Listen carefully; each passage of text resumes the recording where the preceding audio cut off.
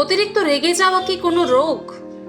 আপনি এমন কাউকে কখনো দেখেছেন কি, যিনি এমন একটি বিষয়ে খুব দ্রুত রাগে বা ক্ষোভে ফেটে পড়েছেন, কিন্তু ওই বিষয়টিতে হয়তো ততটা উত্তেজনা বা প্রতিক্রিয়া দেখানোর কোনো প্রয়োজন ছিল না?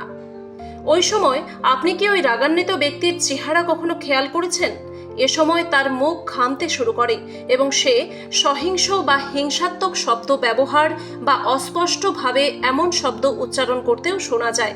অথবা আপনি কি ওই ব্যক্তিকে তার রাগ বা ক্রোধের পর শান্ত, সংযত এবং তার ওই আচরণের জন্য অনুতপ্ত হতে দেখেছেন? আপনি হয়তো ওই ব্যক্তিদের এমন কথা বলে ন্যায্যতা দিতে শুনবেন যে তারা বলছে এই রাগ তাদের ব্যক্তিত্ব বা চরিত্রের অংশ, অথবা এই রাগ মানুষ হিসেবে আমাদের অনুভূতিরই একটা অংশ। যদিও চিকিৎসা বিজ্ঞানে এই দ্রুত ও তীব্র রাগের বহিঃপ্রকাশকে একটি রোগ হিসেবে বর্ণনা করা হয়েছে। এটি ইন্টারমিটেন্ট এক্সপ্লোসিভ ডিসঅর্ডার রোগ নামে পরিচিত। আমরা মাঝে মাঝে এমন কথা বলি যে সে রেগে গেছে বা রাগে ফেটে পড়ছে। এমন সব রাগ বা ক্রোধের আচরণের ক্ষেত্রে এই রোগ ইন্টারমিটেন্ট এক্সপ্লোসিভ ডিসঅর্ডার প্রযোজ্য হতে পারে।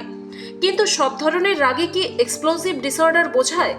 নাকি রাগ একটি স্বাভাবিক প্রতিক্রিয়া এবং আমাদের অনুভূতি প্রকাশের জন্য মানব প্রকৃতি এবং মানুষের আচরণের একটি অংশ হতে পারে?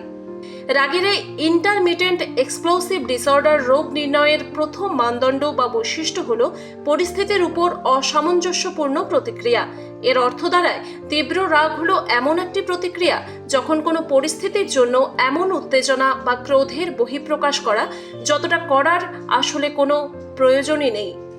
লেবানিজ আমেরিকান ইউনিভার্সিটি মেডিকেল সেন্টারের মনোরোগ বিভাগের প্রধান জেসোলিন আজার বলেন, এই এক্সপ্লোসিভ অ্যাঙ্গার ডিসঅর্ডার বা বিস্ফোরক রাগ ব্যাধিতে আক্রান্ত ব্যক্তিরা সম্পূর্ণ স্বাভাবিক জীবনযাপন করেন। এমন ব্যক্তিরা তীব্রভাবে রেগে যাওয়ার পূর্ব মুহূর্ত পর্যন্ত সারাদিনই স্বাভাবিক আচরণ করেন। আমেরিকান সাইকিয়াট্রিক অ্যাসোসিয়েশনের মতে, বিজ্ঞানের ভাষায় এই রাগকে একটি নেতিবাচক অনুভূতি বা আবেগ হিসেবে বর্ণনা করা হয়েছে। এই অ্যাসোসিয়েশনের মতে, হতাশা, আঘাত কিংবা কারো দ্বারা সৃষ্ট ক্ষতির ফলে এই উত্তেজনা বা শত্রুতাপূর্ণ পরিস্থিতির উদ্ভব ঘটে। বাস্তবে হোক বা কল্পনায় হোক, এই নেতিবাচক রাগ অন্যায় বা হুমকির অনুভূতির ফলেও তৈরি হয়। একাধিক বৈজ্ঞানিক গবেষণার উপরে ভিত্তি করে দ্য গার্জিয়ান 2019 সালে দ্য সায়েন্স অফ অ্যাঙ্গার শিরোনামে একটি আর্টিকেল প্রকাশ করে। এই আর্টিকেলে উল্লেখ করা হয়েছে, বিজ্ঞানীরা বিশ্বাস করেন লাখ লাখ বছরের বিবর্তনের ফলে রাগের ক্ষমতা মস্তিষ্কে দৃঢ়ভাবে প্রথিত হয়ে আছে।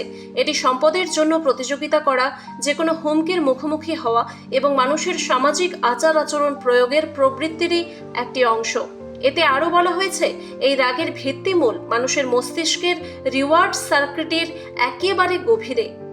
মস্তিষ্কের এই রিওয়ার্ড বা পুরস্কার সার্কিট স্নায়ুবিক নেটওয়ার্ক দিয়ে গঠিত এমন একটি অঞ্চল যা মানুষের আনন্দের অনুভূতিকে নিয়ন্ত্রণ করে এবং আচরণকে প্রভাবিত করে।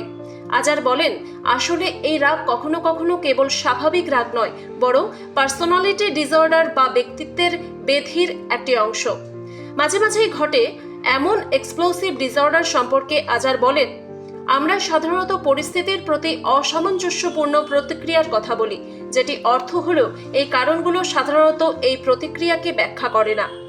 আজারের মতে, কোনো পরিস্থিতি একজন ব্যক্তির রাগের উদ্রেক হয় সেটি বোঝা গুরুত্বপূর্ণ। এই ইন্টারমিটেন্ট এক্সপ্লোসিভ ডিসঅর্ডার বা আকস্মিক বিস্ফোরক ব্যাধিতে হঠাৎ করে মানুষ যখন রাগের আক্রমণের শিকার হয় তখন নানা ধরনের লক্ষণ দেখা দেয়। সহজে খিটখিটে ভাব, উত্তেজনা ও শক্তি বৃদ্ধি, অতিরিক্ত চিন্তা করা, উত্তেজনা বা রাগ, বুকে টান টান ভাব, শরীরে কাঁপুনি, হৃদস্পন্দন দ্রুত হওয়া বা ধরফর করা এবং শরীরে ঝিঝি পোকার শব্দের অনুভূতির লক্ষণ দেখা দেয় এই ধরনের ব্যক্তির দেহে। যুক্তরাষ্ট্রের ন্যাশনাল ইনস্টিটিউট অব মেডিসিনে প্রকাশিত একটি গবেষণায় ইঙ্গিত দেওয়া হয়েছে, এক্সপ্লোসিভ ডিসঅর্ডারে আক্রান্ত ব্যক্তিদের মধ্যে সেরোটোনিনের কার্যকারিতার পরিবর্তন হয়, যার ফলে ডোপামিন ভারসাম্যহীনতার অর্থাৎ সুখ ও উৎসাহের হরমোন ডোপামিন সেটির ভারসাম্যহীনতার কারণে ব্যক্তির মধ্যে আক্রমণাত্মক আচরণ দেখা দেয়। ঘন ঘন রাগের বহিঃপ্রকাশ একজন ব্যক্তির শরীরের উপরে দীর্ঘমেয়াদী প্রভাব ফেলতে পারে, যার ফলে স্ট্রোক, হৃদরোগ, ডায়াবেটিস এবং অন্যান্য সমস্যা দেখা দিতে পারে। কিন্তু শুধুমাত্র স্বাস্থ্যগত সমস্যার মধ্যেই এর প্রভাব সীমাবদ্ধ নয়। একজন রাগী ব্যক্তি যখন প্রচণ্ড রাগ বা ক্রোধের সম্মুখীন হন, যেমন কারো ক্ষতি করা, সম্পত্তি ধ্বংস অথবা মৌখিকভাবে তাদের গালিগালাজ করা, তখন আইনি সমস্যার মুখোমুখি হতে পারেন। এই রোগ সম্পর্কে সচেতনতা বৃদ্ধি এবং যেসব লক্ষণের কথা আলোচনা করা হয়েছে সেগুলো দেখা দিলে একজন বিশেষজ্ঞের সাথে পরামর্শ করা উচিত।